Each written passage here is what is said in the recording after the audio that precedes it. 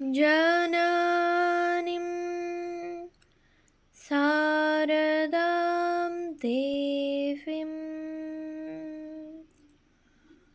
রামকৃষ্ণম জগদ্গুরুম পাদপদ্মে ত্বয়োশ্রিত্वा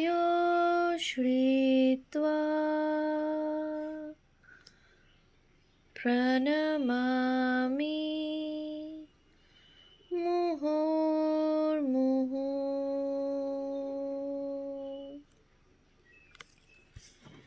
শ্রী শ্রী মায়ের কথা অখণ্ড গ্রন্থ থেকে পাঠ, পৃষ্ঠা সংখ্যা 40, 12ই শ্রাবণ 1325। সন্ধ্যার পরে গিয়েছি, এখনো আরতি আরম্ভ হয়নি। মা রাস্তার ধারের বারান্দায় একটি আসন পেতে বসে জপ করছেন। ভারী গরম। কাছে গিয়ে প্রণাম করে বসতেই মা বাতাস করবার জন্য পাখাখানি হাতে দিলেন। বাতাস করছি, এমন সময়ে একটি বর্ষীয়সী বিধবা এসে মাকে প্রণাম করতেই মা জিজ্ঞাসা করলেন, কার সঙ্গে এলে? দারোয়ানের সঙ্গে এসেছি বলে তিনি আমার কাছে পাখাখানি চাইলেন, মাকে বাতাস করবেন। আমি তখনই দিলুম। মা বললেন, থাক থাক, ওই দিক। তিনি বললেন, কেন মা, আমার হাত দিয়ে একটু হবে না? ওরা তো দিচ্ছেই। মা যেন একটু বিরক্ত হলেন। তিনি 2-1 মিনিট বাতাস করেই বললেন, তবে আসি মা, মহারাজের কাছে একবার যেতে হবে। মায়ের পায়ে মাথা রেখে প্রণাম করতেই মা মহা বিরক্ত হয়ে বললেন, আহ, পায়ে কেন? একে তো দেহ খারাপ, ওই করে করে তো এই সব অসুখ হলো। তিনি চলে যাবার পরে জল দিয়ে পা ধুয়ে ফেললেন। বিধবা স্ত্রীলোকটি গোলাপ মাকে একটু দেখে এসে তার খুব অসুখ, পুনরায় মায়ের কাছে বিদায় নিতে এলেন। মা বললেন, হ্যাঁ হ্যাঁ, এসো গে। এর পূর্বে মাকে কারো সঙ্গে এমন ব্যবহার করতে আমি চক্ষে দেখিনি। পরে মা আমাকে বললেন, আমার আসনখানা তুলে ঘরে নিয়ে যাও আর বিছানাটা নিচে পেতে দাও। মা এসে শয়ন করলেন এবং হাঁটুতে ঘি মালিশ করে দিতে বললেন। কিছু পরে বললেন, এখন পিঠে মরিচাদি তেল মালিশ করে দাও। ললিতবাবুর কথা উঠল। আমি বললুম, মা, তিনি তো শুনেছি আপনার কৃপাতেই বেঁচে গেছেন। মা, তার অনেক বাসনা ছিল, তার যা অবস্থা হয়েছিল, মা, বালতি বালতি জল বেরোতো পেট থেকে, একেবারে শেষ অবস্থাতেই দাঁড়িয়েছিল। তখন বড় কাতর হয়ে বললে, মা, কামারপুকুরে জয়রামবাটিতে মন্দির করব, হাসপাতাল দেব। আমার বড় আশা ছিল, কিছুই করতে দিলিনি। আহা, ঠাকুর বাঁচিয়েছেন। ওখানে সব করবার ইচ্ছা ওর মতো আর কোনো ভক্তের নেই। বেঁচেছে, এখন কাজ করুক। আমাকে একটি পুকুর কিনে দিয়েছে। 13ই শ্রাবণ 1325। আজ বৈকালে প্রেমানন্দ স্বামীজি দেহত্যাগ করলেন। রাত্রে মায়ের নিকট গেলুম। মা বললেন, এসেছ মা, বসো। আজ বাবুরাম আমার চলে গেল। সকাল হতে চোখের জল পড়ছে, এই বলে কাঁদতে লাগলেন। বাবুরাম আমার প্রাণের জিনিস ছিল। মঠের শক্তি, ভক্তি, যুক্তি সব আমার বাবুরাম রূপে গঙ্গা তীর আলো করে বেড়াতো। বাবুরামের মা ছিল আটকুড়ো ঘরের মেয়ে, বাপের বিষয় পেয়েছিল, সেজন্য একটু অহংকার ছিল।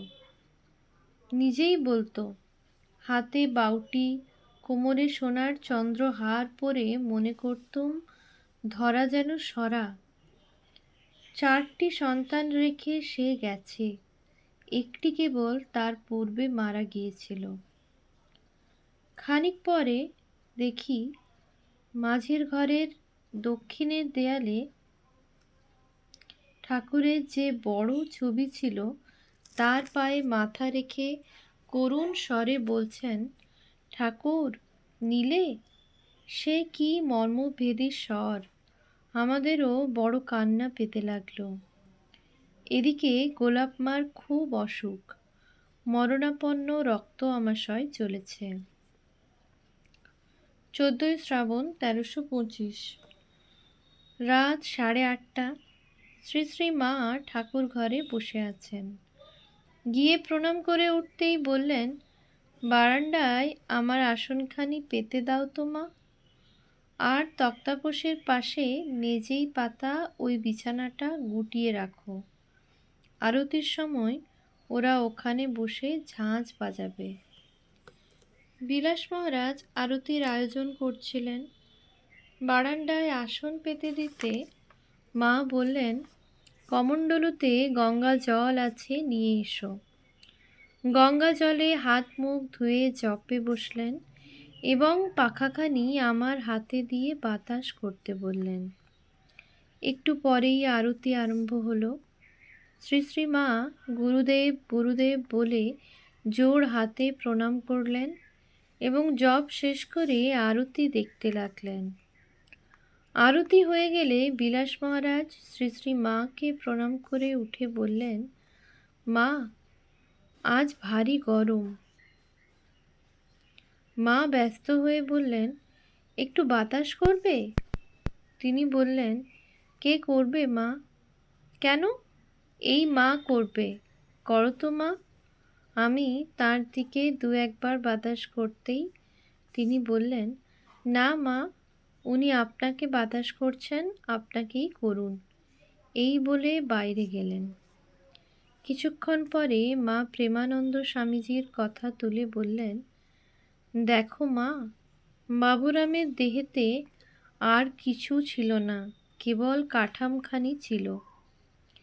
এমন সময়ে চন্দ্রবাবু উপরে এসে ওই কথায় যোগ দিলেন এবং বাবুরাম মহারাজের দেহ সৎকারের জন্য কয়েকজন ভক্ত যে চন্দনকাঠ, ঘি, ধূপ, কুকুল, ফুল ইত্যাদি 400-500 টাকার জিনিস দিয়েছেন তাই বলতে লাগলেন। মা বললেন, আহা, ওরাই টাকা সার্থক করে নিলে। ঠাকুরের ভক্তের জন্য দেওয়া, ভগবান ওদের দিয়েছেন, আরও দেবেন। চন্দ্রবাবু প্রণাম করে উঠে গেলেন। মা বলতে লাগলেন, শোনো মা, যত বড় মহাপুরুষই হোক, দেহ ধারণ করে এলে দেহের ভোগটি সবই নিতে হয়। তবে তফাৎ এই, সাধারণ লোক যায় কাঁদতে কাঁদতে, আর ওরা যান হেসে হেসে। মৃত্যুটা যেন খেলা। আহা, বাবুরাম আমার বালককালে এসেছে। ঠাকুর কত রঙের কথা বলতেন, আর নরেন, বাবুরাম এরা আমার হেসে কুটিপাটি হতো।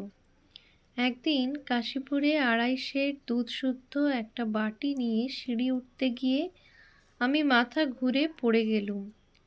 দুধ তো গেলই, আমার পায়ের গোড়ালির হাড় সরে গেল। নরেন, বাবুরাম এসে ধরলে, পরে পা খুব ফুলে উঠল। ঠাকুর তাই শুনে বাবুরামকে বলছেন, তাই তো বাবুরাম, এখন কি হবে? খাওয়ার উপায় কি হবে? কে আমায় খাওয়াবে? তখন মণ্ড খেতেন। আমি মণ্ড তৈরি করে উপরের ঘরে গিয়ে তাকে খাইয়ে আসতুম। আমি তখন নথ পড়তুম, তাই বাবুরামকে নাক দেখিয়ে হাতটি ঘুরিয়ে ঠারে ঠোরে বলছেন, ও বাবুরাম, ওই যে ওকে তুই ঝুড়ি করে মাথায় তুলে এখানে নিয়ে আসতে পারিস? ঠাকুরের কথা শুনে নরেন, বাবুরাম তো হেসে খুন। এমনই রঙ্গ তিনি এদের নিয়ে করতেন। তারপর 3 দিন পরে ফোলাটা একটু কমলে ওরা আমাকে ধরে ধরে নিয়ে যেত। আমি খাইয়ে আসতুম। ও কয়দিন গোলাপ মা মণ্ড তৈরি করে দিয়েছিল, নরেন খাইয়ে দিত। বাবুরাম তার মাকে বলতো, তুমি আমাকে কি ভালোবাসো, ঠাকুর আমাদের যেমন ভালোবাসেন তুমি তেমন ভালোবাসতে জানো না। সে বলতো, মা, আমি ভালোবাসি না, বলিস কি রে? এমনই তার ভালোবাসা ছিল। বাবুরাম 4 বছরের সময়ই বলতো, আমি বিয়ে করব না, বিয়ে দিলে মরে যাব। ঠাকুর যখন বলেছিলেন, আমি পরে সূক্ষ্ম শরীরে লক্ষ্য মুখে খাব, বাবুরাম বলেছিল, তোমার লক্ষ্য টক্ষ্য আমি চাইনি, আমি চাই তুমি এই মুখটিতে খাবে আর আমি এই মুখটিই দেখব। অনেকগুলো ছেলেপিলে হয় যার, ঠাকুর তাকে গ্রহণ করতেন না। একটা দেহ হতে 25টা ছেলে বেরোচ্ছে, ওরা কি মানুষ? সংযম নেই, কিছু নেই, যেন পশু। গোলাপ মার অসুখ আজ একটু কম। কি ঔষধ দিয়ে ডোজ দেওয়া হয়েছে? সরলা এসে বললেন, ডাক্তার বিপিনবাবু বলেছেন 3 মাস লাগবে সারতে। মা বললেন, রক্তামাশয় কি সোজা ব্যারাম? তা লাগবে বই কি। ঠাকুরের অমনি আমের ধাত ছিল। দক্ষিণেশ্বরে এই সময় বর্ষাকালে প্রায় আমাশয় হতো। নবদের দিকে লম্বা বারান্দার ধারে একটা কাঠের বাক্স ফুটো করে নিচে সরা পেতে দেওয়া হয়েছিল। সেখানে শৌচে যেতেন। আমি সকালেরটা ফেলে আসতুম, বিকালেরটা ওরা ফেলত। সেই সময়ে একটি মেয়ে আসে, বললে কাশিতে থাকে। সে প্রদীপের শীষে আঙুল তাতিয়ে প্রত্যহ ঠিক 21 বার করে তাপ দিতে মলদ্বারের ফুলো টনটনানি কমে গেল। আমি তখন ভাবতুম, একে আমাশয়, তাতে গরম সেক বেড়েই বা যায়, কিন্তু বাড়ল না, সেরে গেল।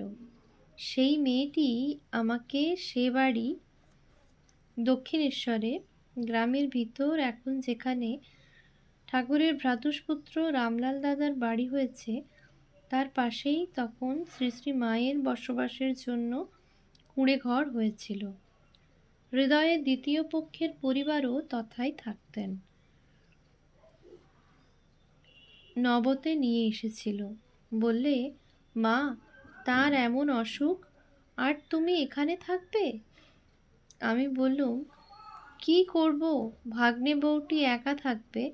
ভাগ্নে হৃদয় সেখানে ঠাকুরের কাছে রয়েছে। মেয়েটি বললে, তা হোক, ওরা লোকটোক রেখে দেবে।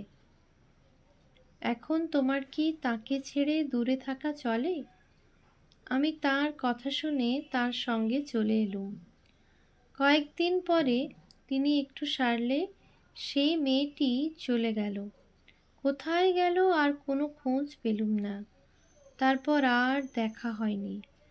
সে আমার বড় উপকার করেছে।